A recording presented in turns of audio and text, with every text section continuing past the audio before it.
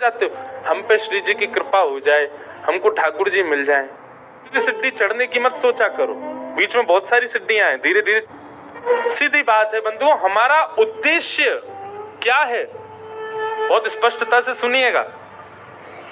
कृष्ण प्राप्ति नहीं, सीधे 50वीं सीढ़ी चढ़ने की मत सोचा करो, बीच में बहुत सारी सीढ़ियां हैं, धीरे धीरे चढ़ना पड़ेगा। इतने बड़े पांव नहीं कि आप 50वीं सीढ़ी चढ़ जाओ। हमारा उद्देश्य क्या है, किसी से पूछो, किसी भी भक्त से पूछो, आपका उद्देश्य क्या, तिलक क्यों लगाते हो, नाम जप क्यों करते हो, कंठी माला क्यों भरते हो, एकादशी क्यों करते हो, वृंदावन क्यों जाते हो? हम पे श्री जी की कृपा हो जाए, हमको ठाकुर जी मिल जाए। इतनी जल्दी मिल जाएंगे?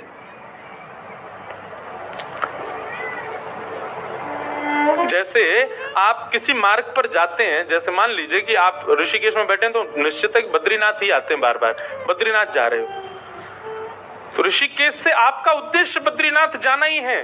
पर बीच में कई ऐसे शहर पड़ेंगे, अगर आप कहीं भटकोगे तो आप उन शहरों का नाम पूछोगे, ना कि सीधा बद्रीनाथ। 300 किलोमीटर दूर का नाम थोड़ी लोगे। यहां से चलते समय आप पूछोगे, भैया शिवपुरी कितना दूर रह गया, शिवपुरी वहां जाओ, आगे से मुड़ोगे शिवपुरी आ जाएगा। उससे आगे जाओ, श्रीनगर कितनी दूर है, ये देवप्रयाग कितना दूर है, यहाँ है देवप्रयाग, वहां के लिए रास्ता कैसे।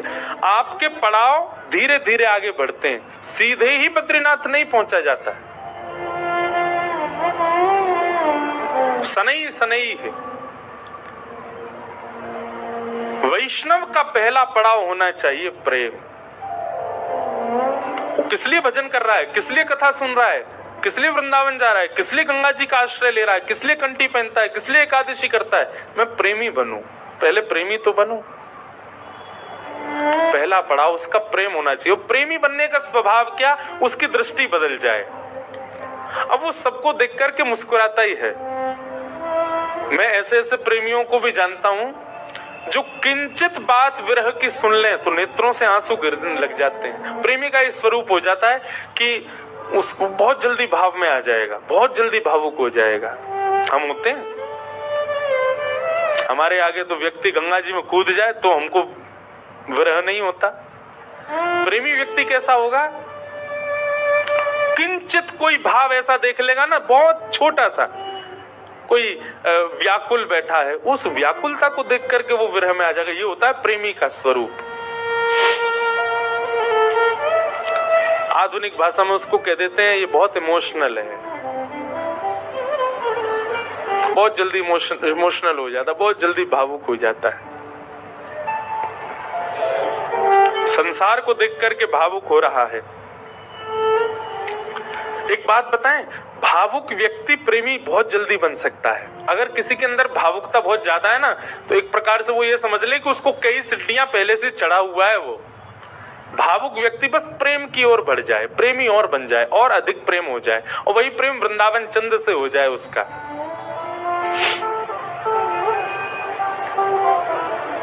हम कई जगह कथा करने जाते हैं, तो कथा करके जब निकलने लगते हैं ना वापस, 7 दिन पूरे होने के बाद,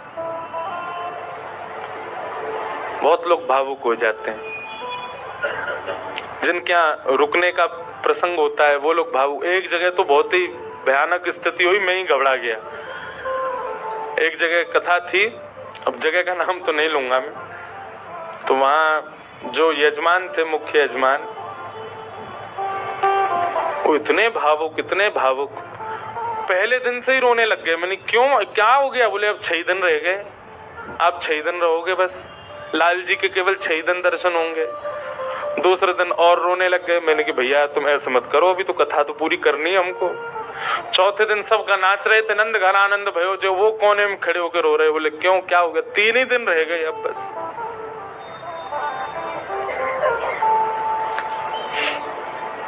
जिस दिन विश्राम दिवस था, मैं तो बहुत घबरा रहा था। मैंने आज क्या होगा, वो पहले दिन से ही रो रहे हैं।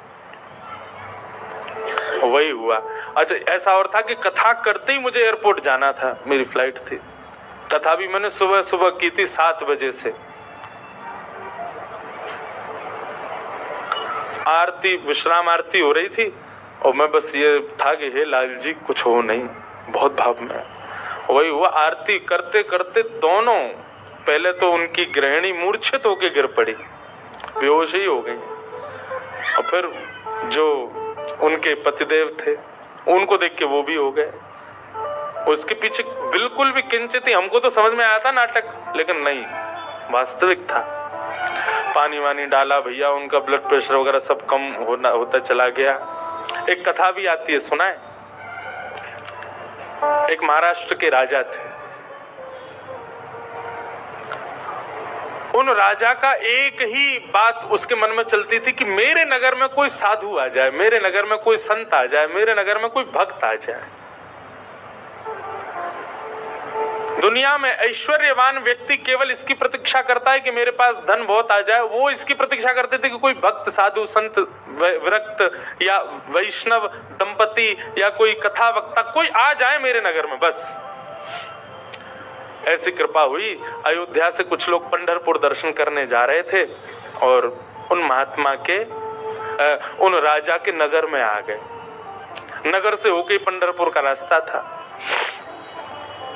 तो पंढरपुर की ओर जा रहे थे। शाम काल का समय हो गया। राजा को पता चली संतों की टोली आ रही है। वो तो ऐसा और था राजा, वो दूर दूर तक उसने अपने सैनिक लगा रखे थे। बोले आसपास के रस्तों से अगर कोई संत निकल के जा रहे हैं, उनसे भी कहो यहाँ होके जाएं, हमारे नगर में होके जाएं। ऐसी भगवत प्रीति, भक्त प्रीति भी सबके हृदय में नहीं होती।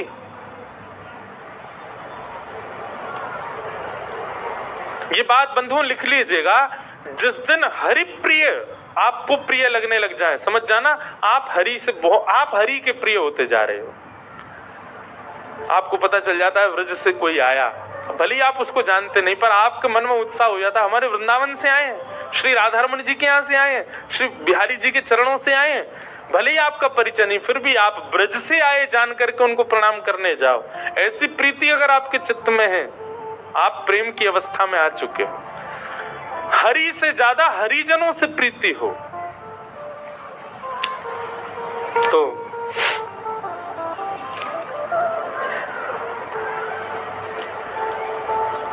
अयोध्या से संतों की टोली आई।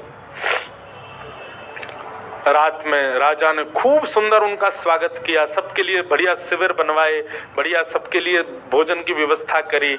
सब साधु महात्मा बड़े प्रसन्न हो गए। बोले वाह भैया राजा, तेने तो हमारा दिल जीत लिया, क्या सुंदर व्यवस्था की। सब संतों के सबके चरण धोए, सबको माला पहनाई, प्रसाद पवाया, सोने की उत्तम व्यवस्था। और राजा रात में सोने अपने महल में नहीं गया, वहीं बैठा शिविर के बाहर ही पूरे परिवार सहित, कि कोई संत कोई आज्ञा कर दें सेवा के लिए, हम उनकी सेवा करें। संतों ने दूसरे दिन उठ करके राजा से कहा, देखो हम तुम्हारी सेवा से इतने प्रसन्न हैं कि हम सबके मन में आया कि हम कम से कम 5 दिन तो यहाँ रुकें। राजा रोने लगा, बोले महाराज मेरे ऊपर बड़ी कृपा, आप रुकिए। 5 दिन पूर्ण हुए। सब संत बोले भैया हमको पंढरपुर जाना है, अब आप हमको आज्ञा दो।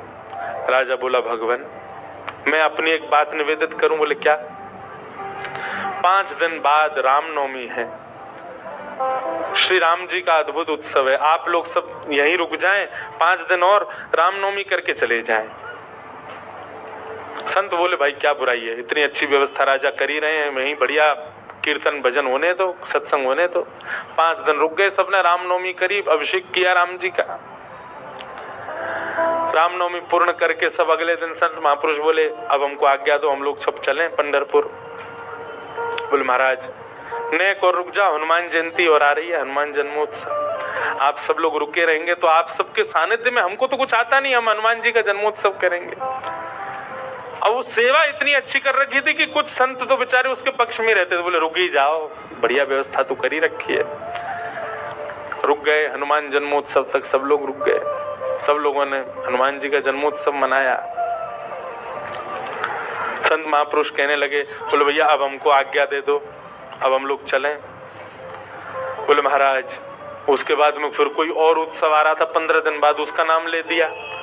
बोले वो किए बिना तो आप कैसे जाओगे, कहाँ आपको व्यवस्था ही नहीं मिलेगी, मेरे यहाँ हो जाएगा।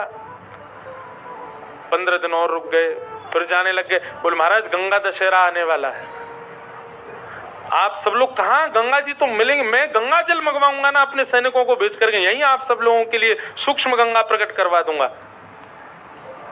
फिर रुक गए, गंगा दशहरा हो गए। सब करते करते करते महाराज जेठ का महीना निकल गया। कब आए थे? रामनवमी पे आए थे, तब से जेठ आ गई। जेठ के बाद अब फिर जन्माष्टमी राधाष्टमी के उत्सव आ गए, वो उत्सवों के बहाने दे दे करके संतों को रोक ले। महाराज अब तो चातुर्मास करना पड़ेगा आपको, चातुर्मास प्रारंभ कहाँ जाओगे, यहीं कर लो, चातुर्मास करवा दिया। चातुर्मास के बाद कार्तिक का महीना आ गया, कार्तिक में तो मैं जाने नहीं दूंगा आप लोगों को। दिवाली होली ये तो यहीं करनी पड़ेगी, होली आ रही है, होली पे तो सब संग रहेंगे। करते करते फिर से रामनवमी आ गई। संत जनों ने चरण पकड़े, बोले राजन अब तो जान दो हम। संत तो राजा बोले एक काम करो, क्या बाल भोग करके चले जाओ, कुछ नहीं तो सुबह का बाल भोग तो ले लीजिए। बोले ठीक है। अब बाल भोग भाग पा करके तैयार हुए ही थे, बोले बाल भोग पा लिया सब। बोले देखे ना कढ़ाई चढ़ गई है, राजभोग बनना है, राजभोग तो पा जाओ। संत बोले जो नहीं हिलने देगा हमको। बोले देखो ये सब अनादर हो जाएगा, इतनी पूड़ी कचौड़ी सब्जी बन रही है, इनको तो पा जाओ। यहाँ राजभोग पाने लगे, एक संत ने घूम के देखा तो वहां रात के ब्यारू भोग भी बनने शुरू हो गए थे। बोले ब्यारू करके जाने देगा। अंत तो गत्वा उस राजा की स्थिति ऐसी हो गई, जब संत लोग हट में आ गए कि नहीं हम तो जाएंगे, राजा के यहाँ से उस क्षेत्र से जैसे ही बाहर निकले, तब तक तो राजा रो रहा था, संतों के जाते ही राजा अचेत हो गया, प्राण निकल गए उसके। मैं संतों के बगैर कैसे रहूं, हम इस स्थिति में हम तो कभी आ ही नहीं सकते। खैर सुन लीजिए बस, हमारे यहाँ तो 4 दिन रुक जाएंगे, कब जाएंगे ये बला। बैठ गए हमारे घर में आके। सब तरीके के लोग होते हैं। अब तो लोग हमको बहुत प्रेम करने लग गए, जब हमको कोई जानता नहीं था तब हमने भी ऐसे घरों में रुके हैं। पर सत्य बात है बंधुओं, ठाकुर जी से प्रेम तो सबको हो जाता है, पर हरि जनों से जिसको प्रेम हो जाए, समझ जाओ कि उसको ठाकुर जी से वो अब प्रेम की अवस्था में आ चुका है। जिसको हरिजन प्रिय लगने लग जाए, हरि के जन प्रिय लगने लग जाए। आप लोग किया करो, कभी एयरपोर्ट, रेलवे स्टेशन, कभी अनजान स्थान पर कोई तिलक मात्र लगाया घूम रहा हो, उसको भी जय सिया राम, जय श्री कृष्ण। सामने वाला प्रत्युत्तर में अगर ये पूछ ले भैया कौन, कुछ नहीं आपके माथे पे हमने तिलक देखा, कंठ में हमने तुलसी जी देखी तो हमको लगा कि आप वैष्णव हो इसलिए हमने प्रणाम किया। ऐसा स्वभाव। तो प्रथम गंतव्य ठाकुर जी नहीं होने चाहिए, पहला गंतव्य प्रेम होना चाहिए। हमारे भजन का, हमारे साधन का, हमारी कथा का, हमारे नियमों का, सबका प्रथम पहले किसको प्राप्त करना है कि पहले हम प्रेमी बने। पहले ठाकुर जी नहीं, पहले ठाकुर जी के लायक बनो, और फिर जब लायक बन जाओगे, ठाकुर जी को कभी अपने केंद्र बिंदु में मत रखो। एक बात बहुत ध्यान से सुनो, किसी को पाने के लिए आप मत तड़पो, स्वयं को ऐसा बनाओ कि सामने वाला आपको पाने के लिए तड़पे, सामने वाला आपको पाना चाहे।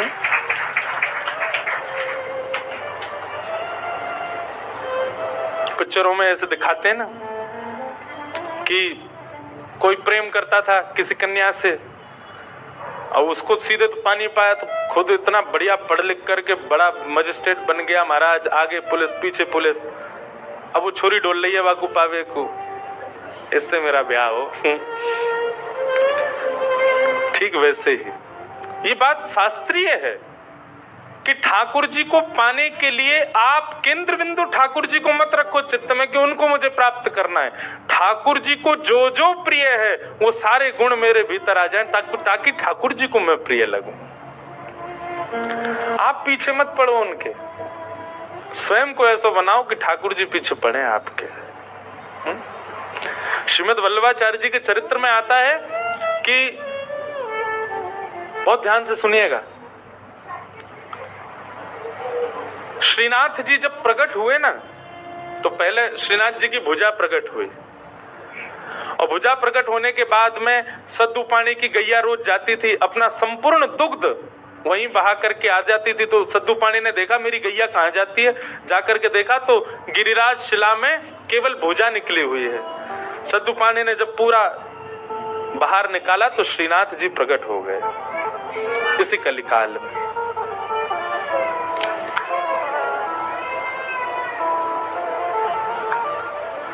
तो सद्दू पाणे ने ठाकुर जी से प्रार्थना की कि ठाकुर जी आपके लिए क्या लाऊं मैं, आप क्या पाएंगे, क्या व्यंजन लेंगे, क्या भोग प्रसाद लेंगे, आप विश्वास मानेंगे।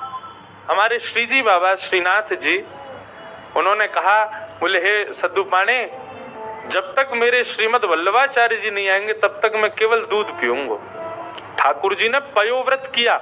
भक्त भगवान के लिए व्रत करता है, पर ठाकुर जी ने व्रत किया कि जब तक वल्लभाचार्य जी नहीं आएंगे मैं केवल दूध पीऊंगा। श्रीनाथ जी जो आजकल उदयपुर के पास नाथद द्वार में विराज रहे हैं, जब ये गिरिराज जी में प्रकट हुए तब की लीला है। इस बार हमारे लाल जी का उत्सव नाथ द्वारा में ही है, श्रीनाथ जी में 11 से 17 जनवरी। बाद में एक अजब कुमारी नाम की एक भक्ता हुई थी, उसके लिए ठाकुर जी उदयपुर चले गए, उदयपुर के पास नाथ द्वारा में। तो प्रकट तो आप गिरिराज जी में ही हुए थे। तो ठाकुर जी कितने वर्षों तक केवल दूध पी करके रहे। एक दिन अपनी समस्त शिष्य मंडलियों के साथ श्रीमद वल्लभाचार्य जी महाराज जब गोवर्धन पधारे, पूरे ब्रज में हल्ला हो गया, कोई बहुत बड़े आचार्य आए हैं। बोले नाम क्या, बोले वल्लभाचार्य। जब ये नाम सद्दू पाणे के कान में पड़ा, ब्रजवासी सद्दू पाणे दौड़े दौड़े गए और वल्लभाचार्य जी के चरणों में निवेदन करके रोने लगे। वल्लभाचार्य जी बोले रो क्यों रहे हो? बोले नाथ, भक्त को व्रत करते देखा है मैंने, पर इस जन्म में मैंने भगवान को व्रत करते हुए भी देखा है। हमारे इस गिरी कंदरा से साक्षात गोवर्धन नाथ जी का स्वरूप श्रीनाथ जी प्रकट हुए। मेरी गैया को दूध नित्य पियो करते, मैंने उनसे निवेदन किया कि आपको कहा भोग धराऊं। समोसे बोले मैं तो दूध ही पीऊंगा। मैंने कि कब तक दूध पियोगे? बोले जब तक वल्लभाचार्य जी नहीं आएंगे तब तक दूध ही पीऊंगा। भक्त ठाकुर की प्रतीक्षा करे ये तो सुनोगे हो, पर ठाकुर भक्त की प्रतीक्षा कर रहे हैं। हे नाथ, मेरी आप से प्रार्थना, जल्दी मिलो ठाकुर जी से और जल्दी अन्न पवाओ ठाकुर जी को। श्रीमद वल्लभाचार्य, आप सबने चित्र देखा होगा निश्चित ही। अगर कोई श्रीनाथ जी से या हमारे गोवर्धन नाथ जी से परिचित है, वल्लभाचार्य जी के भाव में है। सद्दू पाणी ने आवाज लगाई, लालन, हे श्री जी बाबा देखो श्रीमद वल्लभाचार्य पधारे हैं। और ऊपर से नन्हे से गोपाल जी, 4 वर्ष की अवस्था के गोपाल जी, 2-4 दतुइयां निकली हैं बस, गोल मटोल लाला, घुंघराले केश हैं, वही श्रीनाथ जी। ऊपर गिरी कंदरा से नीचे देखते हैं श्रीमद वल्लभाचार्य जी को, वल्लभाचार्य जी ऊपर देखते हैं ठाकुर जी को, और दौड़े वहां से ठाकुर जी, यहाँ से वल्लभाचार्य जी, और मध्य गोवर्धन में दोनों ने गाढ़ आलिंगन किया एक दूसरे का। ये चित्र देखा होगा आपने वल्लभाचार्य जी, और नहीं देखा हो तो गूगल पे देखना, वल्लभाचार्य जी श्रीनाथ जी मिलन पिक्चर। ऐसे ठाकुर जी ने आलिंगन कर रखा वल्लभाचार्य जी को, नेत्रों से आंसू गिर रहे हैं। वल्लभाचार्य जी बोले ठाकुर जी आप क्यों इतने श्रम में रहे, कुछ पाया नहीं? तो वल्लभाचार्य जी महाराज ने अन्नकूट बनवाया ठाकुर जी के लिए, 56 भोग तैयार करवाए। और श्री जतिपुरा में, गोवर्धन के जतिपुरा में, वहां श्रीमद वल्लभाचार्य जी ने श्रीनाथ जी का अन्नकूट किया, 56 भोग पवाए। ठाकुर जी का अन्नप्राशन हुआ। मतलब इतने वर्ष बाद ठाकुर जी ने अपना पयोव्रत, दूध का जो व्रत था वो छोड़ के अन्न ग्रहण किया। किसके लिए? अपने एक भक्त के लिए। तो भैया केंद्र बिंदु में ठाकुर जी नहीं, केंद्र बिंदु में प्रेम लाओ। आपके केंद्र बिंदु में प्रेम आ गया और प्रेम आपके चित्त में आ गया तो आप ठाकुर जी के केंद्र बिंदु में रहोगे, ना कि ठाकुर जी आपके केंद्र बिंदु में। स्वयं को निर्माण ऐसो करो, कथा सुन के, संत संग करके, सत्संग करके, वैष्णव संग करके, भजन करके, कीर्तन करके, कि ठाकुर जी आपकी प्राप्ति के लिए विचरण कर रहे हैं कि जे मुंह को मिले कैसे भी।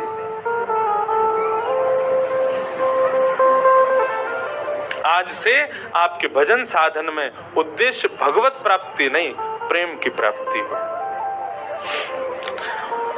कि भवतानुदित प्रायम यशो भगवतो मलम ये नैवासौ न तुष्येत मन्ये तद्दर्शनम खिलम। नारद जी महाराज वेद व्यास जी से कहते हैं, व्यास जी आपने भागवत जी की रचना की, उसमें ज्ञान, उसमें वैराग्य, उसमें सब कुछ आपने प्रस्तुत किया, पर आपने प्रेम को नहीं प्रस्तुत किया, इसलिए आपका हृदय अशांत है। आपके ग्रंथों को, पुराणों को सुनकर के व्यक्ति धार्मिक बन जाएगा, व्यक्ति वैरागी बन जाएगा, पर आपके ग्रंथों को पढ़ के व्यक्ति प्रेमी नहीं बन पाएगा। इसीलिए आपका हृदय अशांत है, आपको कहीं ना कहीं अपूर्णता लगती है अपनी क्रिया में।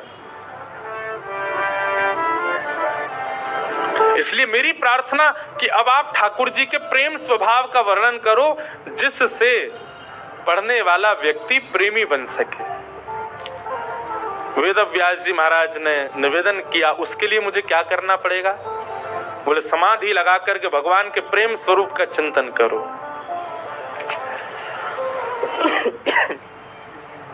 श्री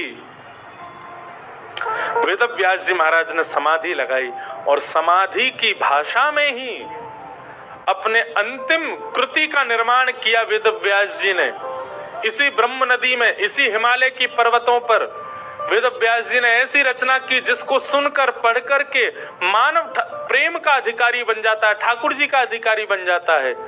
और उस संहिता का नाम है श्रीमद् भागवत महापुराण। बोलो भागवत महापुराण की जय। ये प्रेम संहिता है। भागवत जी श्रवण के बाद, भागवत जी अध्ययन के बाद, भागवत जी के अवलोकन के बाद प्रेम प्रस्तुत होता है चित्त में।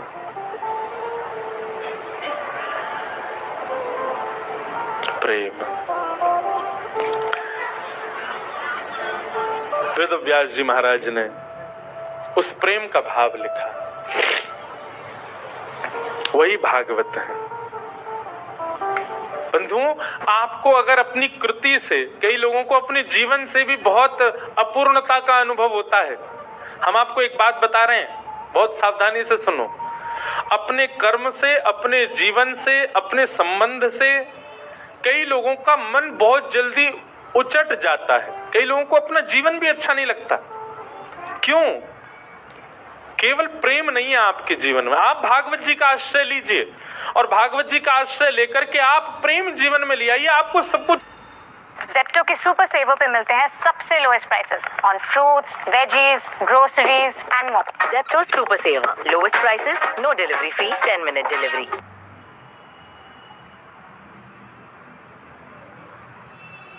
जिसका इंतजार कर रहा था पूरा India, it's back. Shark tank India season 4। Meta shot mix reality smart bat है। नियो सेपियन पेंडेंट एक एआई पावर्ड वेरेबल है। टेक्नोलॉजी की मदद से हम आई केयर में एक रेवोल्यूशन ला सकते हैं। हमारा मिशन है साफ हवा हर सांस तक पहुंचाना। मैंने मेरे क्रेडिट कार्ड की लिमिट को यूज करके बिजनेस स्टार्ट किया है। वाओ, इसको बोलते हैं धंधा करना। Great innovations. ये मशीन 100 रुपए के डीजल में 1 एकड़ तक का कटाई बड़ी आसानी से करके देता है। हाई क्वालिटी अफोर्डेबल प्रोस्थेटिक्स बनाते हैं। Game changing ideas. 15 सेकंड सारी, जिसमें है एक जादुई pocket. I love it. Her direction से, हर उम्र से। मैं 14 साल की हूँ। मैं 16 साल का हूँ। ये इलेक्ट्रिक गो कार्ट है। I was 10 when I made it. Her profession से। मैं 2010 पास आउट चार्टर्ड अकाउंटेंट हूँ। Business ideas outstanding. जो लिखेंगे नए इंडिया की story. Great news for India. Shark tank India season 4 6 जनवरी से सोमवार से शुक्रवार रात 8 बजे सिर्फ सोनी लिव पर। कुछ अच्छा लगने लगेगा।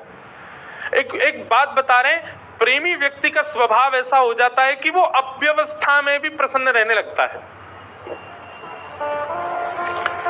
अप्रेमी व्यक्ति का स्वभाव कैसा होता है?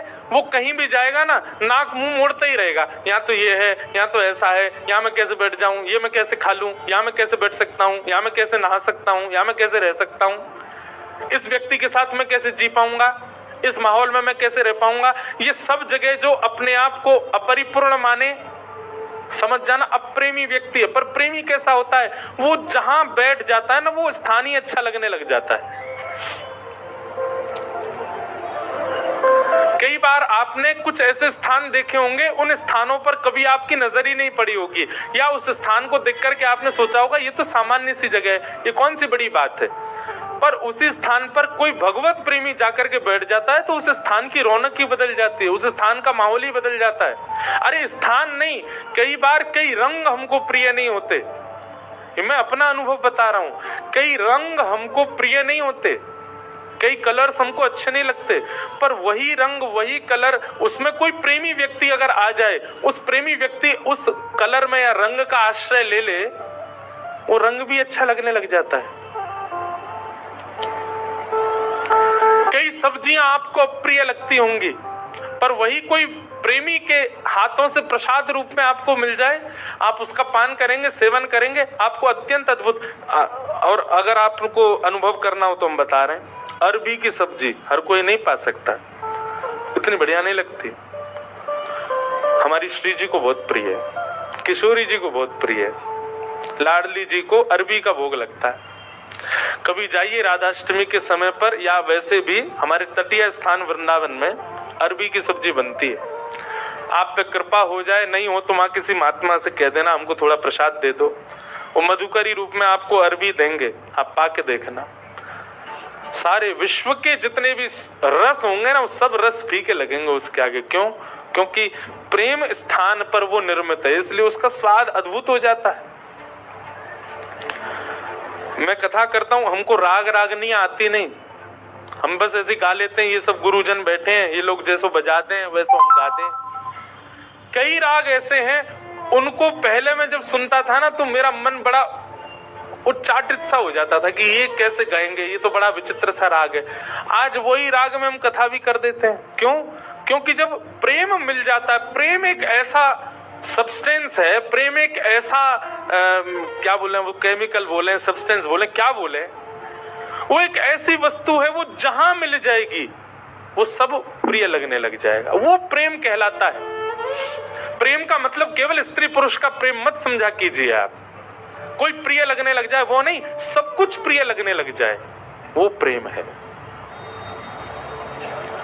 वास्तविक प्रेमी आप अपने आप को ऐसे नहीं मान सकते, उसके लिए नस काट घूम रहे हैं, हॉस्पिटल में भर्ती है गए, वो क्या बता रहे हैं, बोले भाई टैग लग गया इसके ऊपर, काय का, बोले प्रेमी है। आप इस प्रकार प्रेम की अवहेलना मत करो, प्रेम की निंदा मत करो।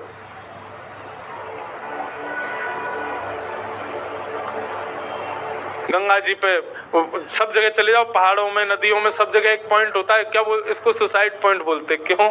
यहाँ से व्यक्ति अपने प्रेमी के लिए त्याग कर देता है, आत्महत्या कर लेता है। ये प्रेम है। प्रेम में केवल एक व्यक्ति प्रिय नहीं लगता, प्रेम में सब कुछ प्रिय लगने लग जाता है। बुद्ध, भगवान बुद्ध प्रेमी थे। एक मदिरा पान किया हुआ व्यक्ति जिससे सब दूर भागते हैं, नाली में पड़ा था और बुद्ध भगवान ने उसको देख लिया, अपने शिष्यों से कहा तुरंत इसको निकालो यहां से। कोई पीछे जा रहा, कोई आगे जा रहा, सोच रहे, विचार कर रहे हैं, नाली में पड़ा है, दुर्गंध आ रही है, इसने पी भी रखी है। स्वयं भगवान बुद्ध लग गए उसको निकालने में। शिष्यों ने कहा, बोले कि वो एक कुभाव वाला व्यक्ति, मदिरा पान करने वाला व्यक्ति, उसका आचरण शुद्ध नहीं, और आप उसको ऐसे बचाने लग गए, ऐसे उसको संभालने लग गए। तो बुद्ध भगवान बहुत अच्छी बात कहते हैं, तुम साधक क्यों बने हो, तुम भक्ति के पथ पर क्यों चल रहे हो? क्या तुम केवल शुद्ध लोगों से ही मिलोगे, सुधरे हुए लोगों से ही मिलोगे? अरे जो पहले से ही शुद्ध हैं, जो पहले से ही सुधरे हुए हैं, उनके बीच बैठ करके तुमने क्या नया कर दिया? तुम वैष्णव इसलिए बने हो, तुम भक्त इसलिए बने, तुम साधक इसलिए बने, जो अपवित्र हैं उनको पवित्र करने का भाव तुम्हारे चित्त में आए। जो अप्रेमी हैं वो प्रेमी बने, ये भाव स्वभाव तुम्हारा बने। हम इसलिए साधक बने। केवल माला देने वाला व्यक्ति को ही हम पूजें, उसी को ही हृदय से लगावें, ये हमारा स्वभाव है। सबको लगाना है, सबको उस पथ का राही बनाना है, इसलिए हम वैष्णव बने। अंगुलीमाल की कथा सबने सुनी होगी। एक राक्षस था, मानव था पर राक्षस के स्वभाव का था।